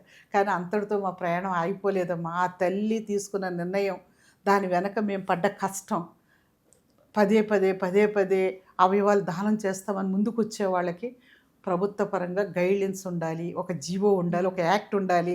ఇంత కష్టం ప్రతి సందర్భంలో మనం పడలేం కదా. సో ప్రభుత్వాన్ని ఎందుకు మనం ఇన్వాల్వ్ చేయకూడదు అని అప్పటి నుంచి ఆ 2011లో సాయి మనోహర్ కృష్ణ చూపించిన వెలుగులో ప్రభుత్వాన్ని కదిలించడానికి చేసిన మహాప్రయత్నం వల్ల ఈ జీవనదానం అనే యాక్ట్ 2013లో వచ్చిందమ్మా మనకి. వచ్చిన తర్వాత ఇప్పుడు వందల వేల మంది బతికారు. ఎంతోమంది, ఒక వ్యక్తి తాను చనిపోతే 8 మందికి ప్రాణం పోశారు. ఈవేళ తెలంగాణ మన రాష్ట్రం భారతదేశంలోనే అత్యధిక అవయవదానాలు చేసి ప్రథమ స్థానంలో ఉంది. అంటే ఇక్కడ మానవత్వం, ప్రేమతత్వం, ఇచ్చే గుణం మన తెలంగాణ ప్రజల్లో ఎంత అద్భుతంగా ఉందనేది చెప్పడానికి ఈ ఫిగర్స్ మనకు ఒక సంఖ్య అనమాట. కానీ మానవత్వాన్ని కొలవటానికి మన దగ్గర భాష సరిపోదు. అది ఎంత త్యాగమో చెప్పాలంటే ఆ తల్లిదండ్రులు కలవాల్సిందే మీరు. ఎవరైతే ఇప్పుడు బంటు మహేష్ ఉన్నాడు ఇక్కడ సూర్యాపేటలో, 18 ఏళ్ల కుర్రాడు, డిగ్రీ ఫస్ట్ ఇయర్కి వచ్చాడు అబ్బాయి. అంతకుముందే మా వాళ్ళు వెళ్ళి అక్కడ మా తెలంగాణ అధ్యక్షురాలు మేమంతా వెళ్ళి అవయవదానం మీద వాళ్ళ కాలేజీలో అవేర్నెస్ క్యాంప్ పెట్టొచ్చాం. ఇంటికి వెళ్ళగానే పిల్లడు చెప్పాడంట, అమ్మ ఈవేళ మాకు అవయవదానం మీద మంచి సదస్సు పెట్టారు, అవగాహన సదస్సు. ఎంత అద్భుతంగా ఉందమ్మా, ఎంత చక్కగా మాట్లాడారు మేడమ్స్. ఒకవేళ నాకు అలాంటిది ఏదైనా అయితే మీరు నా అవయవాలు దానం చేయాలి సుమా అని చెప్పాడు బంటు మహేష్. ఏడాది తిరగకుండా అబ్బాయి ఫస్ట్ ఇయర్లోకి రాగానే యాక్సిడెంట్ అయింది ఆ బిడ్డకి. ఆయన చెప్పిన మాటలు గుర్తొచ్చి ఆ తల్లిదండ్రులు గుండెని చిక్కబెట్టుకొని మన తెలంగాణ జీవనదానం వాళ్ళకి అవయవాలు దానం చేశారమ్మా. అలాగే ఇటీవల ఒక మనోజ్ఞ డాక్టర్ గారు, అలాగే ధనిష్ట ఒక 5 ఏళ్ల పాప, ఇంకా ఆఫ్రికా ఖండం నుంచి ఒక చిన్న బేబీ, అప్పుడు వాళ్ళు ఇండియాకు వచ్చారు ఎందుకో, 2 ఏళ్ల పసిబిడ్డ. ఈ 2 ఏళ్ల పసిబిడ్డ కూడా తాను చనిపోతూ కూడా 6గురికి ప్రాణం పోసిందమ్మ. అట్లా 5 నెలల పసిబిడ్డలు, 2 రోజుల పసిబిడ్డలు కూడా ప్రాణదానం చేసిన సంఘటనలు మనం నిత్యం మనం పేపర్లో చూస్తున్నాం. అంటే దీనికి వయసు అడ్డు లేదు. గర్భస్థ శిశువు కాడి నుంచి, అంటే ఆ రోజు పుట్టిన పసిబిడ్డ దగ్గర నుంచి ఎవరైనా సరే వాళ్ళ అవయవాలు దానం చేయటం అనేది ఈవేళ మనం చూస్తున్నాం. అంటే ఆ తల్లులు తీసుకునే నిర్ణయం ఎంత త్యాగపూరితమమ్మా. అవయవ దానాల్లో తల్లులే ముందున్నారు. 80% మంది తల్లులు అవయవాలు ఇచ్చేవాళ్ళుగా ఉన్నారు, 80% మంది మగవాళ్ళు అవయవాలు తీసుకునే వాళ్ళలా ఉన్నారు. ఇది కూడా భారతదేశంలో ప్రభుత్వం ఇస్తున్న లెక్కలండి ఇవన్నీ కూడా. సో మనం ఒక రకంగా గర్వపడాలి తల్లులుగా. మనం మన బిడ్డల్ని కని ఈ ప్రపంచంలో తీసుకొస్తూ మన మాతృత్వాన్ని పంచి, మన ప్రేమను పంచి, వాళ్ళకి లైఫ్ ఇవ్వటమే కాకుండా, జీవితాన్ని ఇవ్వటమే కాకుండా, మరొక తల్లి యొక్క గర్భశోకాన్ని కూడా ఆపగలిగే శక్తి మన తల్లుల దగ్గర ఉంది. ఆ తల్లులని ఆ దుఃఖం నుంచి దూరం చేసి, ఆ బిడ్డల్ని బతికించి, వాళ్ళకు ఒక కంటి వెలిగిని అందించి, ఆ ఇంట్లో ఒక దీపాన్ని వెలిగించగలిగే అవకాశం కూడా మన తల్లిలే తీసుకుంటున్నారని చెప్పడానికి నేను చాలా గర్వపడుతున్నానమ్మా, సంతోషపడుతున్నాను. ఈ జీవనదానానికి ఆయువు పోసింది మాత్రం మహిళామ తల్లిలే. అమ్మ, శరీర దానానికి అవయవ దానానికి తేడా ఏంటి? ఉందమ్మా. ఈ కరపత్రం ప్రత్యేకంగా కొన్ని లక్షల కరపత్రాలు మేము భారతదేశ వ్యాప్తంగా, ఇటు ఇంగ్లీష్లో ఇటు తెలుగులో కూడా ఫ్రీక్వెంట్లీ ఆస్కింగ్ క్వశ్చన్స్ అని కొన్ని వందల వేల సదస్సులు మీటింగ్లకి మేము వెళుతూ ఉంటాం. అక్కడికి వెళ్ళిన తర్వాత ప్రజల నుంచి వచ్చే ప్రశ్నలు, చాలా ప్రశ్నలు ఉన్నాయి ప్రజలకి. ఎందుకంటే ఇది కొత్త సబ్జెక్ట్. ఇది అప్పటి వరకు మనం ఎరగం, 0 స్థాయిలో ఉన్నామండి. ఇది 2003లో ఈ ఉద్యమాన్ని ప్రారంభించేసరికి ఇండియాలో ఆర్గాన్ డొనేషన్ మీద, బాడీ డొనేషన్ మీద ఏ రకమైన స్టాటిక్స్ లేవు మన దగ్గర. ల్యాక్ ఆఫ్ అవేర్నెస్తో ఎవరు ముందుకు రావటం లేదు. ఇతర దేశాల్లో 30-40% అవయవదానాల రేటు ఉంటే మన ఇండియాలో మనం 0 స్థాయిలో ఉన్నాం. ఇది సిగ్గుపడే అంశం. కానీ మానవత్వానికి కొదవలేదు మన భారతదేశంలో అనేది మేము నమ్మామండి. మనుషులు మనం కదిలించగలిగితే చాలు, ప్రేరేపించగలిగితే చాలు, వాళ్ళకు ఒక మార్గం చూపించగలిగితే చాలు, మన భారతీయులు కూడా ప్రేమను పంచడంలో ముందే ఉంటారని ఒక నమ్మకం ఈ ఛాలెంజబుల్ వర్క్ తీసుకోగలిగింది. అప్పుడు మేము వెళ్ళిన ప్రతి చోట అందరూ మాకు స్లిప్పులు ఇస్తారు. అమ్మ ఇది ఎలాగా, అసలు ఎప్పుడు చేయాలి అవయవదానం, అట్లాగే ఏ సమయాల్లో చేయాలి. సపోజ్ మేము చనిపోయిన తర్వాత కళ్ళు ఒకటేరా ఇచ్చేది, ఇంకా మా అవయవాలు తీసుకోరా, గుండె పని చేయదా చనిపోయిన తర్వాత, మా ఊపిరితిత్తులు ఇవ్వలేమా, అవి తీసుకుంటారు, ఇలా అడుగుతారనమాట. పాపం తెలియక. ఎందుకంటే 2 గంటల లోపులోనో గంట లోపులోనో న్యాచురల్గా చనిపోయిన తర్వాత శరీరం యొక్క వేడి చల్లారక ముందే ఇంకా పల్స్ రేట్ ఉంటుండగానే ఒకవేళ హార్ట్ స్ట్రోక్ వచ్చి మనం చనిపోయినా ఇమీడియట్గా ఇవ్వగలిగితే, అది అభివృద్ధి చెందిన దేశాల్లో అయితే ఆ టెక్నాలజీ ఉంది కాబట్టి ఇమీడియట్గా ఆర్గాన్స్ని రిట్రీవల్ చేసి ప్రిజర్వ్ చేయడానికి అవకాశం ఉంది. కానీ ఇక్కడ ఇంకా మనకు అంత టెక్నాలజీ ఇంకొక రాబోయే 20-30 ఏళ్లలో అలాంటి టెక్నాలజీ వస్తుందేమో అని ఆశాభావంతో ఉందాం. అట్లా సాధ్యపట్టలేదు. కాబట్టి గ్రాడ్యువల్గా ప్రతి అవయవం చల్లబడిపోతుంది. మొత్తం అన్నీ కూడా అవయవాలు నిర్జీవం అయిపోతూ ఉంటాయి. కళ్ళు మాత్రమే సజీవంగా ఉంటాయి. వాటి లెక్క చూడండి, 6 గంటల దాకా సజీవంగా ఉన్న కళ్ళను మాత్రమే ఈవేళ మనం నేత్రాలను తొలగించగలుగుతున్నాం. మీరు ఒక కన్నడ నటుడు రాజ్పుత్గా ఆయన వినే ఉంటారు మీరు, ఆయన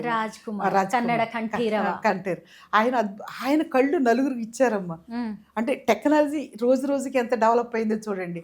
ఒక కార్నియన్ ఇద్దరికి అంటే నలుగురికి ఆయన చూపించాడు. ఆయన ఎంత హెల్తీగా ఉన్నారు ఆయన.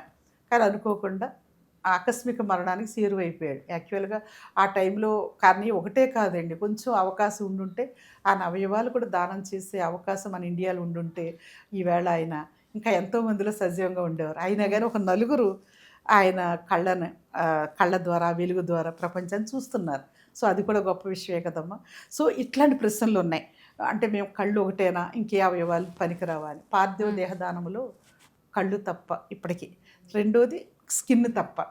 ఈ స్కిన్ డొనేషన్, కార్నియా డొనేషనే న్యాచురల్ డెత్లో ఉపయోగపడుతున్నాయి అనమాట. అందుకని వాట్ అబౌట్ బాడీ డొనేషన్, పార్థివ దేహదానం ఎప్పుడెప్పుడు చేస్తా, ఏ సందర్భాల్లో చేస్తా, వాటి వల్ల ఉపయోగాలు ఏంటనేవి ఇందులో రాసామమ్మ. తర్వాత అవయవదానం.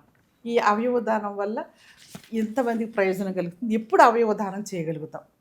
అవయవదానం అనగానే ఇప్పుడు యాక్సిడెంట్ అయిపోగానే అవయవదానం చేసామని ఎవరు కూడా ఆ కుటుంబాన్నో లేదా ఆ వ్యక్తినో డిక్లేర్ చేయరండి. సాయశక్తిలో డాక్టర్లు అందరూ కూడా ఆ వ్యక్తిని బతికించడానికే విశ్వప్రయత్నం చేస్తారు. ఇప్పుడు ఈ జీవనదానంలో ఉన్న యాక్ట్ ప్రకారం ప్రతి 6 గంటలకు ఒకసారి టీమ్ ఆఫ్ డాక్టర్లు వెళ్ళి ఆ అబ్బాయి లేదా ఆ వ్యక్తి, ఆ బ్రెయిన్ డెడ్కి గురవుతున్న వ్యక్తి సజీవంగా ఉండటానికి, తిరిగి బతకటానికి, సర్వైవ్ అవటానికి అవకాశం ఉందా లేదా అనేది ఎవ్రీ 6 అవర్స్కి ఒకసారి టెస్ట్ చేస్తారండి. అందులో కార్డియాలజిస్టు, నెఫ్రాలజిస్టు, ఒక యూరాలజిస్ట్, ఎక్స్పర్ట్ ఆఫ్ టీమ్ డాక్టర్లు అక్కడ ఉంటారు. ప్రతి ఒక్కరూ ఆయా విభాగాలన్నీ కూడా, అవయవాలన్నీ ఎంతవరకు పనిచేస్తున్నాయి, ఈ బ్రెయిన్ డెడ్ గురవుతున్న వ్యక్తిని సర్వైవ్ చేయడానికి ఏమైనా ఛాన్సెస్ ఉన్నాయా అనేది ప్రతి 6 అవర్స్కి టెస్టులు చేయాలి. అలా 3 దఫాలు చేస్తారండి. ఆ 3 దఫాలు చేసినప్పుడు కూడా ఆ కదలిక లేనప్పుడు, అంటే ఆ రెప్పలు కదిలించలేకపోవటం, ఆ నిస్తేజం అయిపోవటం, ఇంకా ఏ రకమైన కదలిక బాడీలో ఇంకా అవయవాల్ని ఆయన కదల్చలేకపోవటం, నిస్తేజం, బ్రెయిన్ ఆదేశాలు ఇవ్వలేకపోవటం, ఆ బ్లడ్ సర్క్యులేషన్ బ్రెయిన్కి ఆగిపోవటం, ఇవన్నీ పరిగణలోకి తీసుకుని ఈ 3 సార్లు, అంటే 6 గంటలకు ఒకసారి టీమ్ ఆఫ్ డాక్టర్లు డిక్లేర్ చేస్తారు ఇంక ఈయన బ్రెయిన్ డెడ్ అని. అప్పుడు మాత్రమే ఆ కుటుంబానికి తెలియజేయటం జరుగుతుందండి, మీరేమైనా అవయవాలు దానం చేస్తారని. ఆ సమయంలో తన బిడ్డ చనిపోతున్నప్పుడు ఆ తల్లిదండ్రులు అంత వేదనలో వాళ్ళు తీసుకునే నిర్ణయం సామాన్యమైన నిర్ణయం కాదు. తమ బిడ్డ తనకు దొరకడు, కనిపించడు. కానీ ఈ అవయవదానం చేస్తే నా బిడ్డ ఎక్కడో చోట సజీవంగా ఉంటాడు కదా, ఎవరికో ఒక్కొక్కరికి ప్రాణం పోస్తాడు కదా, అలా నా బిడ్డ బతికే ఉంటాడు కదా అని ఆ క్షణంలో తీసుకున్న ఉదాత్తమైన ఆలోచన, త్యాగపూరితమైన చర్య వల్లే ఈవేళ వందల సంఖ్యలో మనకి అవయవదానాలు జరిగినాయి అమ్మ. వేల మంది బతికారు ఈవేళ. మీకు ఈ స్టాటిక్స్ అన్నీ కూడా మన తెలుగు రాష్ట్రాలకు సంబంధించిన అధికారిక వెబ్సైట్ ఉందండి, www.jeevandan.gov. దాని ద్వారా మీకు ఈ లెక్కలన్నీ మన అధికారులు తెలియజేస్తారు. ఇప్పటి వరకు మీ ద్వారా సినిమా సెలబ్రిటీస్ ఎవరెవరు శరీర అవయవ దానానికి ముందుకొచ్చారు? జయసుధ గారు అవయవదానం చేశారు. ఆవిడ మేము 2010లో మొట్టమొదటి మహాసభలు జరిపినప్పుడు మరణించిన జీవించండి అనే పుస్తకాన్ని రిలీజ్ చేశామండి, మీకు చూపిస్తా. అందులో ఆవిడ ఒక పేజీ ఆర్టికల్ రాసి ఇచ్చారు తాను అవయవదానం చేస్తూ. ఇంటికి వెళ్ళామండి మేము. వెళ్ళగానే ఆవిడ ఎంతో కన్సర్న్ ఇచ్చారు మాకు. ఆ తర్వాత మన సెలబ్రిటీ అందరికీ అభిమాన నటుడైన అక్కినేని నాగేశ్వరరావు గారు, కొడుకు అక్కినేని నాగార్జున గారు, వారు కన్సర్న్ ఇచ్చారండి. అట్లాగే ఇంకానే తమిళనాడు అయితే కమల్ హాసన్ గారు ఇచ్చారండి. ఆయన అవయవదానం ఒకటే కాదు, టోటల్ బాడీ డొనేషన్ కూడా ఇచ్చేశారు. ఇక మన తెలుగు చిత్ర పరిశ్రమకు సంబంధించిన ఒక జాతీయ ఉత్తమ గేయ రచయితగా మన ఆంధ్రుల యొక్క కీర్తి పతాకని దేశ స్థాయిలో సాటి చెప్పిన మన సుద్దాల అశోక్ తేజ గారు, ప్రముఖ ప్రజాకవి సుద్దాల హనుమంత్ గారి అబ్బాయి. ఆయన సెలబ్రిటీ అండి. నిజం చెప్పాలంటే నిజమైన సెలబ్రిటీ. ప్రజల పక్షాన ఆలోచించిన కళాకారుడు, గాయకుడు, ఆయన రచయిత, కవి. ఆయన మమ్మల్ని పిలిచి ఇంటికి సాధారణంగా ఆయన 3 ఏళ్ళు వెయిట్ చేశారండి. కరోనా టైంలో మేము మీటింగ్లు పెట్టడానికి ఆలోచిస్తున్నాం, ప్రజలను ఒకచోట గ్యాదర్ చేయడం. కానీ ఆయన నువ్వు ఎప్పుడైతే వస్తావో అప్పుడే నేను కన్సెంట్ ఇస్తానమ్మా, నువ్వు వచ్చేదాకా వెయిట్ చేస్తానన్నారు. అట్లాగే ఆయన గాంధీ హాస్పిటల్కి టోటల్ బాడీ డొనేట్ చేశారు. జీవనదానానికి తన అవయవాల్ని డొనేట్ చేశారు. సుద్దాల అశోక్ తేజ గారు స్వతహాగా అవయవదానాన్ని స్వీకరించిన వ్యక్తి అండి. ఆయన లివర్ని తన కుమారుడి నుంచి ఒక లివర్ 1/4 లివర్ని అమర్చుకున్నారు. ఆయన కొత్త జీవితాన్ని ఆయన ప్రారంభించారు. ఆయన చాలా అవయవదానం యొక్క ప్రాశస్త్యత, దాని ఇంపార్టెన్స్ ఆయన అనుభవపూర్వకంగా తెలుసుకోగలిగారు. ఒక అద్భుతమైన సందేశాన్ని కూడా అవయవదానం గురించి ఇచ్చారు. ఒక పాట కూడా రాస్తారమ్మా నేను ఖచ్చితంగా అవయవదానం మీద అని కూడా మాకు మాట ఇచ్చారండి. సో అవయవదానంలో ముందుకొచ్చిన గొప్ప సెలబ్రిటీల్లో మన సుద్దాల అశోక్ తేజ గారిని, అక్కినేని నాగార్జున గారిని ప్రస్తావించవచ్చు, జయసుధ గారిని కూడా ప్రస్తావిస్తున్నాం. అట్లాగే హిందీ చిత్రసీమకు వస్తే అమీర్ ఖాన్ గారు మొట్టమొదట కన్సెంట్ ఇచ్చారు. మిమ్మల్ని ఇలా శరీర అవయవ దాన ఉద్యమం వైపు నడిపించిన సంఘటన ఏంటి? యాక్చువల్గా నేను కిడ్నీ పేషెంట్నమ్మా. భయపడితే నాకు తెలియకుండానే నా కిడ్నీ ఒక లోపంతో పుట్టుకతోటే ఉంది. అది నాకు తెలియలేదు 30 ఏళ్ళు వచ్చే వరకు కూడా. నాకు పెళ్ళయింది, 2 బిడ్డలకి తల్లిని అయ్యాను. కానీ నా కిడ్నీ సమస్య ఉందనే విషయం 30 ఇయర్స్ దాటే వరకు నాకు నోటీస్ చేయలేకపోయాను. ఎందుకంటే నాకు ఇప్పుడు ఆ ప్రాబ్లం అనిపించలేదు. ఉద్యోగం చేసేదాన్ని, టీచర్ని కదా నేను. ఒక చిన్న 2 వీలర్ వేసుకుని ఎంత మారుమూల గ్రామాలకైనా ఉద్యోగానికి వెళ్ళిపోయేదాన్ని. ఆల్ ఆఫ్ ఎ సడన్ నాకు విపరీతమైన నొప్పితో ఒక రోజున హాస్పిటలైజేషన్ అయిపోయాను. డాక్టర్లు పరిశీలించి ఇప్పుడు కిడ్నీ ప్రాబ్లం ఉంది, కాళ్ళయి స్వెల్లింగ్ వచ్చేస్తాయి, వెనక ఇటు పక్క నాకు రైట్ సైడు స్వెల్లింగ్ కూడా వచ్చింది. అప్పుడు స్కానింగ్ అది చేసి చూస్తే నా రైట్ కిడ్నీ ఒక మూవబుల్ కిడ్నీ అంట. అది ఒక చోట ఉండకుండా అన్ప్రొటెక్టివ్గా ఉంది. పెరిటోనియం పొర కవర్ చేయకుండా అన్ప్రొటెక్టివ్గా ఉంది. అది ఎటు పడితే అటు మూవ్ అవుతుంది అనమాట. అందులో ఒక రాయి కూడా పెరిగిపోయింది. అందువల్ల పెయిన్ వచ్చేస్తుంది. అది ఎప్పుడైనా బ్లాస్ట్ అయిపోయే అవకాశం ఉంటే ప్రాణానికి కూడా ముప్పు ఉందని చెప్పారు. రెండోది డిసెండింగ్గా ఉంది, ఒక చోట లేదు అది. తర్వాత మూవబుల్గా ఉంది, దాన్ని ఇంకా క్యాలిక్యులస్తో ఉంది, మాల్ రొటేటెడ్గా ఉంది. ఇన్ని అవలక్షణాలతో ఆ కిడ్నీ ఉందనేది, భయభర్త ఆ లోపంతో ఉందనేది ఈ డాక్టర్లు చెప్పిన తర్వాత అన్ని హాస్పిటల్కి వెళ్ళానండి. ఇక్కడ మన నిమ్స్కి వచ్చాను, ఆంధ్రప్రదేశ్లోని, తెలంగాణలోని అన్ని చోట్ల అన్ని హాస్పిటల్ సందర్శిస్తే ఓపెన్ సర్జరీ చేసి ఆ కిడ్నీ తీయటానికి డాక్టర్లు ఎందుకో ముందుకు రాలేదు, తీసేయాలన్నారు. కానీ తీస్తే చిన్న వయసు, పైగా నేను ఇంట్లో కూర్చోవడానికి లేదు, ప్రభుత్వ ఉద్యోగం చేస్తున్నాను, బయట తిరగాలి, గాలికి ధూళికి దుమ్ముకి ఎక్స్పోజ్ అవ్వకూడదు అంటున్నారు. కిడ్నీ తొలగించే ఇంకో కిడ్నీని కాపాడుకోవాలి కదా అని అంటున్నారు. నాకేమో అర్థం కాలేదు. చివరికి ఒక నిమ్స్ హాస్పిటల్లో ఒక 80 డాక్టర్లు ఒక నెల రోజులు నన్ను ఉంచి చాలా రకాల ప్రయోగాలు చేశారు. లిథోట్రిప్సీ చేశారు. పీజీ స్టూడెంట్లు అందరూ నా మీద నోట్స్ రాసుకునేవారు, నేర్చుకునేవారు. ఈ కిడ్నీ లోపంతో పుట్టిన నేను ఒక ప్రయోగాలకే నేను ఒక సంకేతం కూడా అయిపోయాను ఆ టైంలో. చివరికి వాళ్ళు నాకు ఒక లెటర్ రాసి, వేదనాయకం హాస్పిటల్కి వెళ్ళండి అమ్మా, అక్కడ మీకు చికిత్స దొరకవచ్చు. అక్కడ ఫ్లెక్సిబుల్ యూటరోస్కోపీ అనే ఒక పరికరాన్ని, అత్యంత ఖరీదైన పరికరాన్ని జర్మనీని తీసుకొచ్చారు, మీరు అక్కడికి వెళ్తే మీకు ఉపయోగపడుతుంది అన్నారు. అక్కడికి వెళ్ళిన తర్వాత అక్కడ వేదనాయకం హాస్పిటల్ అంటే కోయంబత్తూరులో మొత్తం అందరూ కిడ్నీ పేషెంట్లు ఉంటారండి. నేను వెళ్ళిన 3-4 డేస్లోనే నాకు సర్జరీ చేశారనుకోండి. అంతకంటే ముందు హాస్పిటల్లో పెట్టి ఎగ్జామ్స్ నాకు పరీక్షలు అవి చేస్తారు కదమ్మా. ఆ క్రమంలో నేను నా ఎదురుగుండా ఉన్న పిల్లవాడు ఇలా చిన్న బాల్ పట్టుకుని ఆడుతున్నాడు. 8 ఏళ్ళు 7 ఏళ్ళు ఉంటాయంతే పిల్లోడు. చూస్తే అన్ని వైర్లతో ఉన్నాడు. ఒక పక్క డయాలసిస్ అవుతుంది. ఆ అబ్బాయికి లిక్విడ్ డైట్ ఇంకొక ట్యూబ్ ధర వెళుతుంది. తల్లో పక్క తండ్రో పక్క ఆ బిడ్డ యొక్క తలని నిమురుకుంటూ కళ్ళ నీళ్ళ పర్యంతో ఆ బిడ్డ యొక్క చూస్తున్నాడు. ఆ చిన్న వయసులో ఆ బిడ్డకు ఆడుకోవాలి, పరిగెట్టాలని ఉంటుంది. కానీ వాడు చిన్న బాల్ పట్టుకుని ఆ వైర్ల మధ్య వాడు ఇలా ఇలా బాల్ తిప్పుకుంటూ అదే ఆడుకుంటున్నాడు. నేను క్యూరియాసిటీకి ఆ ఎదురుగుండా నా రూమ్లోకి వెళ్ళి తల్లిదండ్రులు మొత్తం మాట్లాడాను. విషయం అంతా చెప్పారు వాళ్ళు, తమిళియన్సే. నాకు అర్థమైంది, ఆ బిడ్డ పుట్టుకతోటి కిడ్నీ లోపంతో పుట్టాడు, లేక పుట్టిన బిడ్డ. కానీ ఆ అబ్బాయి డయాలసిస్ మీద ఉన్నా కానీ ఎవరైనా కిడ్నీ డొనేట్ చేస్తే ఆ అబ్బాయి బతకడానికి అవకాశం ఉంది. కిడ్నీ డోనర్స్ ఎవరూ లేరు. ఎంతమందిని ఇన్ని రకాల ప్రయత్నాలు చేశారు. డాక్టర్లే కాదు, పేరెంట్సే కాదు, బంధువులే కాదు, ఎవరు కూడా ఒక లైవ్ కిడ్నీ ఇవ్వటానికి ముందుకు రాలేదు ఆ బిడ్డకి. 2 కిడ్నీలు, ఒక కిడ్నీ ఇస్తే ఆ బిడ్డ బతుకుతాడనేది డాక్టర్లకు తెలుసు. అది చెబితే ఎవరు వచ్చి ఇస్తారమ్మా ఈ దేశంలో?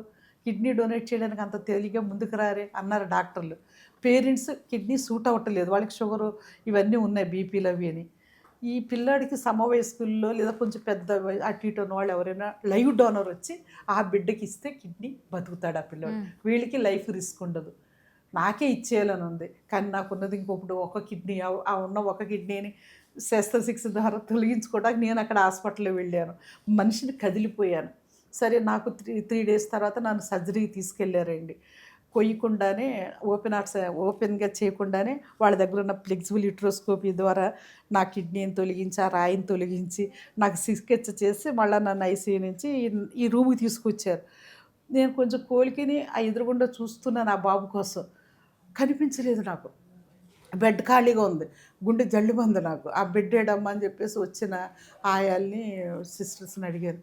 మీకు తెలియదు కదమ్మా, ఆ బాబు మొన్న సాయంత్రం చనిపోయాడమ్మా, తీసుకెళ్ళిపోయారు బాడీని. అసలు కళ్ళంట నీళ్ళు వచ్చేసినాయి. అసలు అంత ముగ్ధగా ఉన్న బాబు, అంత చక్కటి బిడ్డ ఇంత అల్పాయుషుడిగా చనిపోయాడే. అది మన లోపమే కదా, సమాజం లోపమే కదా. మన చేతుల్లో బతికించే అవకాశం ఉన్నప్పుడు ఒక కిడ్నీ మనం ఇచ్చి ఆ బిడ్డను బతికించుకోలేకపోయామే.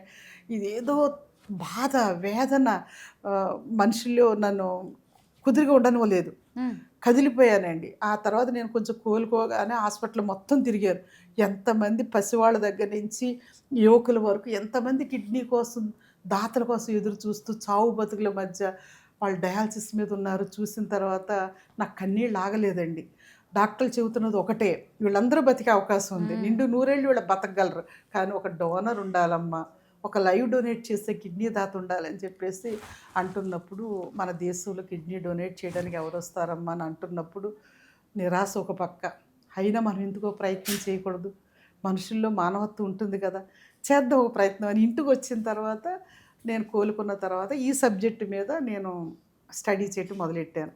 ఆస్ట్రియా కానీ, డెన్మార్క్లో కానీ, ఫ్రాన్స్లో కానీ, జర్మనీలో కానీ, యూకేలో కానీ, ఇతర అభివృద్ధి చెందిన అమెరికాలో కానీ, పాశ్చాత్య దేశాల్లో ఆర్గాన్ డొనేషన్ పట్ల అక్కడ అవేర్నెస్ ఎలా ఉంది, ఇండియాలో ఎందుకు ఇలా ఉంది ఈ పరిస్థితి, ఈ కంపారిజన్ అంతా చేయటం మొదలుపెట్టడం, స్టడీస్ మొదలుపెట్టడం.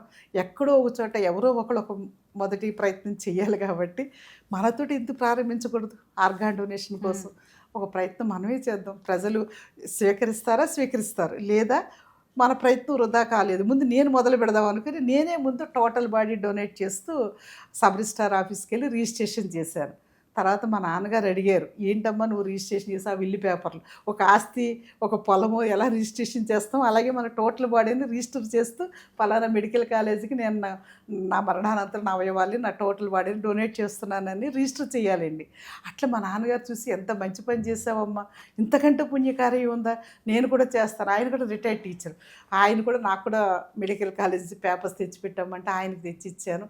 ఆయన కూడా కన్సర్న్ ఇచ్చారు, ఆయన రిజిస్ట్రేషన్ చేశారు. తర్వాత ఆయన నెమ్మదిగా స్నేహితులందరికీ చెప్పడం మొదలుపెట్టారు, నేను నా తర్వాత నా బాడీని, అవయవాల్ని దానం చేసేసాను అని తన స్నేహితులందరికీ ఫోన్ చేయటం మొదలుపెట్టారు. లక్ష్మీకాంతమ్మ గారు, సురాబాబాయ్ గారు, అవసరాల రామకృష్ణారావు గారు, ఇచ్చాపురం రామచంద్రం గారు, సెలసాని ప్రసాద్ గారు, ప్రొఫెసర్ తుమ్మల వేణుగోపాలరావు గారు, కృష్ణాబాయి గారు, ఇట్లా విశాఖపట్నంలో ఉన్న మహామహులు, లబ్ధ ప్రతిష్ఠులు, రైటర్సు, సామాజికవేత్తలు, వీళ్ళందరూ ముందుకు వస్తే ఒక 35 మంది ఏడాది కాలంలో వాళ్ళని మేము కన్విన్స్ చేసి ఆ విల్లు పేపర్లు పట్టుకెళ్ళి కన్సెంట్ తీసుకుని వాటిని రిజిస్ట్రేషన్ చేసి ఒక ఏడాది తిరిగేసరికి 35 మందితో ఈ ఉద్యమానికి ప్రస్తావన చేసాం. దానికి ఆ బాలుడే కారణం. ఆ అబ్బాయి మరణం కదిలించకపోతే ఈ అవయవదానము, ఈ శరీరదానం అనే దానికి నేను శ్రీకారం చుట్టుండేదాన్ని కాదు. కాబట్టి ఆ అబ్బాయి ఎక్కడున్నా కానీ ఆ అబ్బాయికి నేను ఈ ఉద్యమం రుణపడే ఉంది. ఆ అబ్బాయిని కాపాడుకోలేకపోయినా, ఆ బిడ్డ ప్రాణాలు మనం రక్షించలేకపోయినా, ఆ బిడ్డ కారణంగా కొన్ని వందల వేల మంది ప్రాణాలు ఈవేళ ఈ ఉద్యమం బతికించగలుగుతుందండి. ఇప్పుడు నేనున్నాను, శరీర అవయవ దానం చేయడం ఎలా? ఎందుకంటే చాలామందికి చేయాలని ఉంటుంది, కానీ ఎలా చేయాలి, ఎవరిని నమ్మాలి, ఎవరిని అప్రోచ్ అవ్వాలి అనేది తెలియదు. అలాగే మీరు ఆంధ్రప్రదేశ్, ఇంకొక వైపు తెలంగాణ ప్రభుత్వాలని ఏం కోరుతున్నారు అవయవ శరీర దానాలకి సంబంధించి? చాలా మంచి ప్రశ్న అడిగారమ్మ. ఎక్కడికి వెళ్ళినా కానీ అందరూ ఇదే క్వశ్చన్ అడుగుతారు, అమ్మ మాకు కూడా ఉంది చేయాలని, ఎలా చేయాలి, ఎవరిని అడగాలని. దానికి ప్రభుత్వం ఈవేళ మన ప్రయత్నాల వల్ల, ఈ ఉద్యమ కృషి వల్ల జీవనదానం యాక్ట్ ఇచ్చేసిందండి. 2013లో వచ్చింది. 2014లో మనం విడిపోయిన తర్వాత తెలంగాణకి, ఆంధ్రప్రదేశ్కి సెపరేటు జీవనదాన పథకాలు వచ్చేసినాయి. www.jeevandan.gov.in/AP/తెలంగాణ మనం లాగిన్ అయితే అందులో అవయవదాతగా ఎన్రోల్ అయిపోవచ్చు. ఈజీ అనమాట. ఆన్లైన్లో ఒక చిన్న అప్లికేషన్ ఫామ్ ఉంటుంది. దాంట్లో మనం డీటెయిల్స్ ఇచ్చి సంతకం చేసేస్తే సబ్మిషన్ కొట్టగానే మనకు ఒక సర్టిఫికేట్ వచ్చేస్తుంది మన మెయిల్కి. అది 24 అవర్స్ పడుతుందండి. ఇంతకంటే గొప్పగా మన కేంద్ర ప్రభుత్వం, ఎందుకంటే మేము ఈ ఉద్యమాన్ని ప్రారంభించిన 20 ఏళ్లలో కేంద్ర రాష్ట్ర ప్రభుత్వాలకు అదే పనిగా ఈ బిల్లులు ఏమేమి అమెండ్మెంట్స్ తీసుకురావాలి, ఏమేమి పాలసీలు చేయాలనేది ప్రభుత్వాలకు ఎన్నో రకాల ఉత్తరాలు రాస్తూనే ఉన్నాం. మొత్తానికి ఫలించేయండి. కేంద్ర ప్రభుత్వం NOTO అంటే national organ tissue transplantation organisation ఒకటి పెట్టిస్తుందండి గవర్నమెంట్, సెంట్రల్ గవర్నమెంట్. అది నోటో అంటాం. NOTO.abdm.gov.in 2 minutesేనండి మీకు పని. ఆ యొక్క వెబ్సైట్లో లాగిన్ అయిపోయి నోటోలో 2 minutesలో మీకు ఒక సర్టిఫికేట్ వచ్చేస్తుంది ఆర్గాన్ డోనర్గా మీ ఫోటోతో. మీ ఆధార్ కార్డుకి లింక్ అయిన ఫోన్ నెంబర్ని మీరు అక్కడ ఇవ్వాల్సి వస్తారు. అందులో ఉన్న ఫోటో, ఆధార్ కార్డులో ఫోటో మీ ప్రతిజ్ఞ కార్డు మీద వచ్చేస్తుంది. అంటే ఎంత సింపుల్.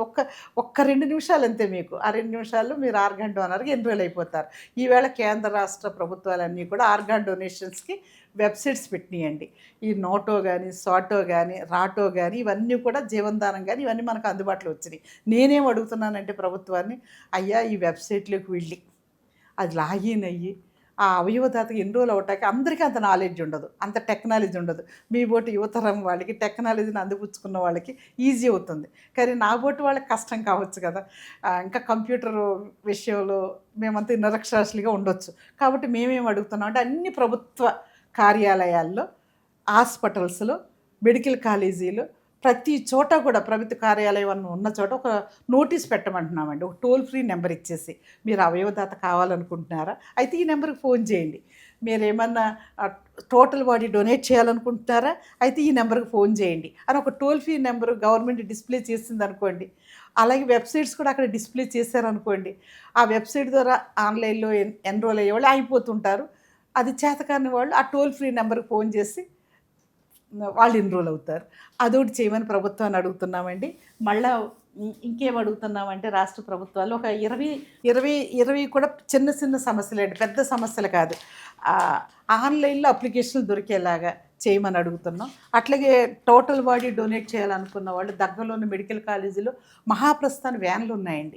ఆ మహాప్రస్థాన్ వ్యాన్ ఆ ఇంటికి పంపించండి. మేము ఫోన్ చేయగానే 24/7 మీరు తీసుకోవడానికి సిద్ధంగా ఉంటే ఇంకా ప్రజలు ముందుకు వస్తారు. లేదంటే ఇప్పుడున్న పరిస్థితులు ఏంటంటే, నేను నా బాడీని డొనేట్ చేశాను, అనుకోకుండా చనిపోయాను.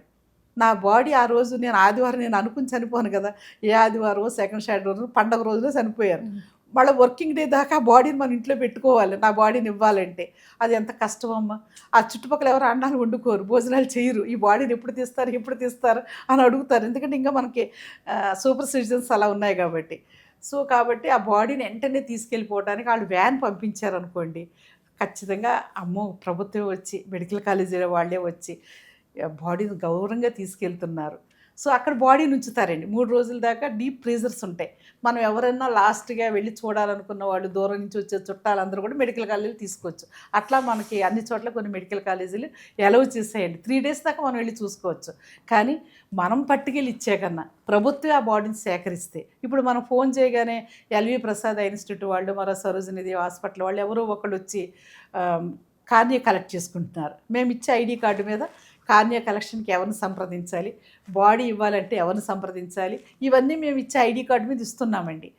అట్లా ఇచ్చేటప్పుడు వాళ్ళు వచ్చి కార్నియా కలెక్ట్ చేసుకుంటున్నారు, టెక్నీషియన్స్ వచ్చి. జస్ట్ 15 నిమిషాల పని. అట్లాగే మనం బాడీ ఉంది, మేము దాత ఈయన విల్లు రాసి ఉంచారు కాబట్టి ఆయన లాస్ట్ వీక్ మీ కాలేజీకి, మెడికల్ కాలేజీకి అందజేయాలనుకుంటున్నారు, మీరు దయచేసి మీ వ్యాన్ పంపించండి, మీ మహాప్రస్థాన వ్యాన్ అని అంటే అక్కడి నుంచి ఆ అనాటమీ డిపార్ట్మెంట్ నుంచి ఒక ప్రొఫెసరు, ఆ సిబ్బంది ఎవరన్నా వచ్చి గౌరవంగా ఈ బాడీని తీసుకెళ్ళారనుకోండి, చుట్టుపక్కల ప్రజలందరికీ ఒక మంచి పాజిటివ్ సంకేతం వెళుతుందండి. మనం కూడా ఇలా చేయాలన్నమాట. అంటే మనం చనిపోయిన తర్వాత పాడి కట్టి శ్మశానానికి కాదు వెళ్ళాల్సింది, ఇలా పల్లకీలో ఊరేగుతూ అనాటమీకి వెళ్ళాలి, ఒక మహోపాధ్యాయులం అవ్వాలి, టీచర్స్ అవ్వాలి, టీచ్ చేద్దాం అని ఒక మంచి ఆలోచన వస్తుంది కదమ్మా ప్రతి ఒక్కరికి. నేను బతికుండగా టీచర్ని, చనిపోయి కూడా టీచర్ని అవుతాను. కొంతమంది బతికుండగా టీచర్లు కాలేకపోవచ్చు, కానీ చనిపోయిన తర్వాత ఖచ్చితంగా వాళ్ళు టీచర్లు అవుతారు. సీతమ్మ గారు, మీరు ఒక డాక్టర్ అయి అనేక మందికి ప్రాణాలు పోయాలనుకున్నారు, కానీ టీచర్ అమ్మగా మారి ఎంతోమందికి పునర్జన్మనిస్తూ ఉన్నారు. అసలు Savitribai Phule educational and charitable trust అనేది ఇంకా అవయవ దానం గురించి కాకుండా ఇంకా ఏ ఏ అంశాల మీద పనిచేస్తూ ఉంటుంది? చాలా సంతోషం అమ్మ. మేము మరణించిన జీవించండి అని ఈ రక్తదానం బతికుండగా అది కూడా ప్రాణదానమే. 18 ఏళ్ళు నిండిన పిల్లలందరూ మా దగ్గరకు వచ్చి మేము అవయవదానం చేస్తామనంటే దానికి అంత తొందర లేదు నాన్న, అవయవదానం ఆకస్మికంగా ఎప్పుడైనా చేయాల్సిన పని కదా, అప్పుడు వచ్చినప్పుడు చూద్దాం, ఇది ముందు రక్తదానం చేయండి. 18 ఏళ్ళు నిండిన వాళ్ళు రక్తదానం చేస్తే అది కూడా ప్రాణదానమే. ఈవేళ మేము 18,000 మందిని ఎన్రోల్ చేయగలిగామండి రక్తదాతలుగా. అట్లాగే బ్రెయిన్ డెడ్ అయితే అవయవదానం చేయిస్తున్నాం, న్యాచురల్ డెత్ అయితే నేత్రదానం ఉంది, పార్థివ దేహదానం ఉంది. ఇక లాస్ట్లో మేము చేస్తున్న దానం విద్యాదానం అమ్మ. చనిపోయిన తర్వాత చేసే దానాలే కాదు, బతికుండగా కూడా మనం చేయదగ్గ దానం విద్యాదానం ఉంది. మనం కన్న బిడ్డల్ని పెంచి పెద్ద చేసి వాళ్ళని ప్రయోజకులు చేస్తే మనం దేశానికి సేవ చేసినట్టు కాదండి. అది తల్లిదండ్రులుగా మన బాధ్యత మన బిడ్డలను పెంచి పెద్ద చేయటం. కానీ మనం కనని బిడ్డలు ఉన్నారండి, కూలి చేసుకుంటూను, గాలికి ధూళికి తిరుగుతూను, చిన్న చిన్న ప్రైవేటు జాబులు చేసుకుంటూను, చదువుకోవడానికి అవకాశం లేక బాల్యం అంతా అణగారిపోతూ, ఆశలు ఉన్నాయి, ఆకాంక్షలు ఉన్నాయి, చదివించే నాదులు లేకుండా కోట్లాది మంది బిడ్డలు ఈ దేశంలో పేదరికం వల్ల వెనకబడిపోయారండి. ప్రతిభ లేక కాదు, ప్రతిభ అందరిలోనే ఉంటుంది, అవకాశాలు లేక చదువుకోలేకపోతున్నారు. అట్లాంటి బిడ్డలు దత్తత తీసుకుందాం, ఎంతమందికి వీలైతే అంతమందికి మనం చదువు చెప్పిద్దాం, వాళ్ళ అభివృద్ధిలో మన సంతోషాన్ని వెతుక్కుందాం అనే కాన్సెప్ట్తో మేము బయలుదేరామండి. మేము మా ప్రయాణంలో ఈ 20 ఏళ్లలో ఇప్పుడు ఒక 600 మంది పైన ఉన్నత విద్యావంతులు చేయగలిగాం. మన తెలంగాణలో, ఆంధ్రప్రదేశ్లో ఎంబీబీఎస్ సీట్ తెచ్చుకుని కూలి పని చేసుకుంటూ, సింగిల్ పేరెంట్ ఉన్న బిడ్డలు కూలీ పని చేసుకుంటూ ఎంబీబీఎస్ సీట్ సంపాదించుకున్న వాళ్ళని మేము మెడికల్ కాలేజీలో చేర్పించి ఇయర్లీ 1 lakh వాళ్ళ కోసం ఖర్చు పెడుతున్నామండి. అలా 13 డాక్టర్లు ఇప్పుడు చదువుకుంటున్నారు. ఈ రీసెంట్లీ ఒక ఆదివాసీ కుర్రాడు ముంచింగ్పుట్లో తండ్రి చనిపోయాడు, కానీ ఆయన పాపం ఓపెన్ స్కూల్ ద్వారా 10th రాశాడు. ఆ కుర్రోడు నరసింహమూర్తి, మట్టం నరసింహమూర్తి. తర్వాత ఇంటర్మీడియట్ ముంచింగ్పుట్టు జూనియర్ కాలేజీ, ప్రభుత్వ కాలేజీలో తెలుగు మీడియంలో చదివాడు, కానీ డాక్టర్ కావాలనే ప్యాషన్ తోటి తల్లి చిన్న కూలి పని చేసుకుంటుంది. ఈ అబ్బాయి కూడా కూలి పనికి వెళ్తూ ఉంటాడు మధ్య మధ్యలో, కానీ డాక్టర్ చదవాలి అని ఓన్లీ సెల్ ఫోన్ దగ్గరెట్టుకుని ఆ నీట్ మెటీరియల్ అంతా డౌన్లోడ్ చేసుకుని చదివాడు. 431 మార్కులతో ఎన్ఆర్ఐ మెడికల్ కాలేజీ సంగీవర్లో సీట్ సంపాదించాడు, కానీ కట్టడానికి ఫీజుకి డబ్బులు లేవు. ఆ బిడ్డ తను ఒక చిన్న వీడియో మెసేజ్ పెడితే అది మా గ్రూప్కి మా కార్యకర్తలు నాకు షేర్ చేశారు పాడేరు నుంచి. వెంటనే ఆ బిడ్డను రమ్మని మెడికల్ కాలేజీలో జాయిన్ చేసి ఇక్కడికి మీ దగ్గరకు రావడం జరిగింది. 87,000 రూపాయలు ఫీజు కట్టి. ఇలాంటి బిడ్డల్ని సమాజానికి అందిస్తే వాళ్ళ దేశానికి ఖచ్చితంగా ఉపయోగపడతారండి, సేవ చేస్తారు. ఎందుకంటే దీనికోసం మేము డబ్బుల కోసం ఎవరిని అడగమండి. నాతో ఒక 40 మంది ఒక నిశ్శబ్ద సైనికుల్లాగా తల్లులు పనిచేస్తారు. ఇప్పుడు మీకు ఒక మేడం, నేను నా ఫ్రెండ్ని పరిచయం చేయబోతున్నాను, కన్యాకుమారి గారు. ఆవిడ లైవ్ ఆర్గాన్ డోనర్ కూడా, తను బతికుండగానే ఒక కిడ్నీ డొనేట్ చేస్తారు. అలాంటి తల్లులు ఇంకొక 40 మంది దాకా ఉన్నారండి. ఇక్కడ ఉమాదేవి గారని హైదరాబాద్లో ఉన్నారు. ప్రతి నెల తన పెన్షన్ నుంచి 10,000 పంపిస్తారండి. నా పెన్షన్ కానీ మా దగ్గర ఉన్న డబ్బులు అన్నీ కానీ ప్రతి రూపాయి మేము పొదుపు చేసుకుంటామండి. ఖరీదైన చీరల కన్నా, నగలు కొనుక్కోవడం కన్నా, సినిమాలకి వెళ్ళటం కన్నా, హోటల్కి వెళ్ళి విందు భోజనాలు ఆరగించే కన్నా ఒక బిడ్డని ఆ డబ్బులు ఉపయోగించి చదివిస్తే వాడు ప్రయోజకుడు అవుతుంటే అందులో లభించే సంతృప్తి ఎక్కడ దొరకలేదు మాకు. కాబట్టి మాకున్న కొద్దిపాటి ఆదాయాల్ని, మా వనరుల్ని ఇలాంటి బిడ్డల్ని ప్రయోజకులు చేయడం ఉపయోగిస్తున్నాం. ఆ విద్యాదానం ద్వారా మన 2 తెలుగు రాష్ట్రాలకి పరిమితం అవ్వలేదండి. నార్త్ ఇండియా నుంచి కూడా 4 పిల్లలు నీట్ ద్వారా సీట్లు సంపాదించారు. స్మితా ద్వివేది ఒక అమ్మాయి, అట్లాగే భూపేంద్ర కుమావత్ అనే అబ్బాయి, అట్లాగే సంజీవ్ సింగ్ యాదవ్ ఒక అబ్బాయి, తుషార్ సునీల్ శర్మ సింగిల్ పేరెంట్ అబ్బాయి కూడా ఈవేళ విజయనగరం ప్రభుత్వ మెడికల్ కాలేజీకి టాపర్ అబ్బాయి. ఆ అబ్బాయిని కూడా మేము ఈ 4 నార్త్ ఇండియన్ పిల్లల్ని కూడా దత్తత తీసుకుని ఫర్ ఇయర్ వాళ్ళ కోసం ఒక 1,00,000 రూపాయలు ఖర్చు పెడుతున్నాము. డాక్టర్లు అయితే దేశానికి సేవ చేస్తారు, ప్రాణం పోస్తారు సాటి మనిషికి. మేము కోరేది వాళ్ళు ఒకటే, కమర్షియల్ డాక్టర్లు అవ్వద్దు. పేద ప్రజలు మీరు, పేదలుగా మేమున్నాం. మేము చేసే సహాయం ద్వారా తిరిగి పేదలకు ఉచిత వైద్యం అందించండి, మీరు ప్రాణదానం చేయండి. ఇదే మీ నుంచి మేము మళ్ళీ తిరిగి కోరుకుంటున్నామని బిడ్డలకు చెప్తామండి. అందరినీ కూడా రిక్వెస్ట్ చేస్తున్నానండి, మన జీవితంలో మన బిడ్డలు పెంచి పెద్ద చేయటం అనేది ఎంత సంతోషాన్ని మీకు ఇస్తుందో నేను ఊహించగలను. ఎందుకంటే నేను కూడా ఒక డాక్టర్ని ఈ సమాజానికి అందించగలిగాను. నా కూతురు, నేను ఆ రోజున పేదరికం వల్ల డ్యూ టు మై ప్రావర్టీ ప్రభుత్వ కాలేజీలు సీట్ వచ్చి కూడా ఒక 5-6 వేల రూపాయలు మాకు సహాయం చేసేవాళ్ళు లేక మా నాన్నగారు నన్ను టీచర్గా పంపించి టీచర్ ట్రైనింగ్ పూర్తి చేయించి టీచర్గా పంపించారు. కానీ నా లాస్ట్ విషయం నేను డాక్టర్ని అవ్వాలనేది నాకున్న బలమైన కోరికని నా కూతురు అర్థం చేసుకుని తను డాక్టర్ ఈవేళ ఆంధ్ర మెడికల్ కాలేజీలో అసిస్టెంట్ ప్రొఫెసర్గా చేస్తుంది. తను ఒక సైక్రియాటిస్ట్ అండి, విశాఖ మెంటల్ కేర్ హాస్పిటల్లో నౌ షీ ఈజ్ వర్కింగ్ అండి. నా అల్లుడు కూడా న్యూరాలజిస్ట్. అట్లాగే నా కొడుకు ఒక బ్యాంకర్ అండి, ఏజిఎంగా చేస్తున్నాడు ఇక్కడ హైదరాబాద్లో. నా కోడలు కూడా సాఫ్ట్వేర్ ఇంజనీర్. సో నా పిల్లలు, మా వారు బిహెచ్పిలో ఒక అసిస్టెంట్ ఇంజనీర్గా పనిచేసి రిటైర్డ్ అయ్యారండి. ఆయన కూడా ఇక్కడ కొడుకు పిల్లలతో హైదరాబాద్లో ఉంటున్నారు, గచ్చిబౌలిలో. నా కూతురు అల్లుడు వాళ్ళు అక్కడ హైదరాబాద్లో ఉన్నారండి. కాకపోతే వీళ్ళు చదివి ప్రయోజకులై వాళ్ళ కాళ్ళ మీద వాళ్ళు నిలబడ్డారు అనే సంతోషం కన్నా, ఇప్పుడు ఒక Ramanujamma MSc state second rank తెచ్చుకుని ఎంఎస్సి నర్సింగ్లో ఈవేళ నారాయణ మెడికల్ కాలేజీలో తను ఫ్యాకల్టీగా పనిచేస్తుందండి. ఆమెను చూసి మేము గర్వపడుతున్నాం. అట్లాగే ఒక భవాని, ఒక జీడిపిక్కలు ఏరుకునే అమ్మాయి, తల్లిదండ్రులు ఇద్దరిని కోల్పోయిన అమ్మాయి ఈవేళ తను బిఎస్సి చదివి ఇక్కడ మన చౌటప్పల్ దగ్గర దివి ల్యాబ్స్లో ఆ అమ్మాయి ఒక టెక్నీషియన్గా పనిచేస్తుందండి. తను మళ్ళీ సంస్థకి డబ్బులు పంపిస్తుంది. అలాగే ఒక దాసరి రాజేశ్వరి సింగిల్ పేరెంట్ అండి, తల్లి పాప ఇళ్ళంతా తిరిగి సోది చెప్పుకుంటుంది ఆవిడ. అలాంటి తల్లికి ఈ అమ్మాయి నర్సింగ్ చేయాలన్న కోరిక నేను చదివించడం, మేము తీసుకొచ్చి చదివించాక ఆ అమ్మాయి ఇప్పుడు బిఎస్సి నర్సింగ్ పాస్ అయిపోయి మన కేజీహెచ్ నర్సింగ్ కాలేజీ నుంచి ఈవేళ అపోలో హాస్పిటల్ 25,000 రూపాయలు స్టార్టింగ్ శాలరీతో తను జాయిన్ అయ్యింది. మళ్ళీ మా సంస్థకు ఆ అమ్మాయి సాయం చేస్తుందండి. అట్లాగే లుకలాపు శ్రీనివాస్, ఆ అబ్బాయి ఏంటి ఒక డైలీ లేబరు, డైలీ కూలికి వెళ్ళిపోతూ ఉండేవాడు. అలాంటి బిడ్డ ఈవేళ ఎంఎస్సి గోల్డ్ మెడలిస్ట్ అండి ఆయన. ఈవేళ శశి విద్యా సంస్థలకి వైస్ ప్రిన్సిపాల్ అయ్యాడు. ఇంగ్లీషు, తెలుగు, మ్యాథ్స్లో ఆయన ఈవేళ ఎంత మంచి సబ్జెక్ట్ చెప్తున్నాడు. గంటకింతని ప్రైవేట్ కాలేజీలు పే చేస్తున్నాయి ఆయనకి, అంత మంచి విద్యావేత్తగా అయ్యాడు. వాడి అభివృద్ధిలో మాకు ఆనందం దొరికిందండి. అట్లాగే అంజలీదేవి ఒక ట్రైబల్ అమ్మాయి, జంగారెడ్డి దగ్గర లక్కవరం నుంచి వచ్చింది అమ్మాయి. మ్యాథ్స్ అంటే చాలా ఇష్టం. తను ఎంఎస్సి బిఎస్సి మ్యాథ్స్లో చదివి ఈవేళ పిహెచ్డి చేస్తుందండి. అప్లైడ్ మ్యాథ్స్లో ఆంధ్ర యూనివర్సిటీ పిహెచ్డి చేస్తుంది. అట్లాగే సుదర్శన్ పట్నాయక్ పిహెచ్డి చేస్తున్నాడు.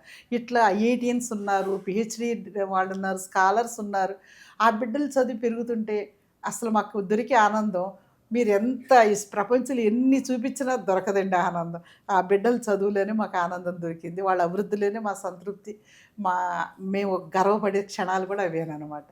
ఇది అనుభవిస్తేనే తెలుస్తుంది. ఆ విద్యాదానం అనేది వితౌట్ ఎక్స్పెక్టేషన్స్తో చేయండి. పిల్లలు మళ్ళీ తిరిగి మనకు థ్యాంక్స్ చెప్తారా, మన కృతజ్ఞత చూపిస్తారా అని కూడా ఆలోచించవద్దు. ఇవ్వటమే మన పని, నిలబెట్టుకోవటం, ఆ గ్రాడ్యుయేట్యూడ్ చూపించడం అనేది ఆ పిల్లల పని.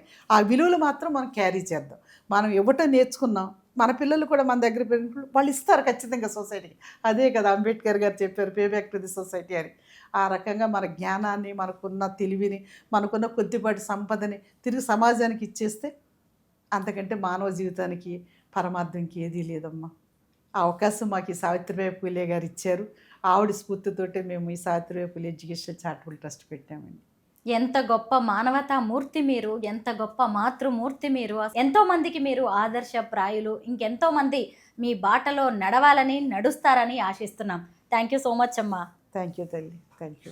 సుమన్ టీవీలో మీ పర్సనల్ అండ్ బిజినెస్ ప్రమోషన్స్ కోసం కింది నెంబర్కి కాంటాక్ట్ చేయండి.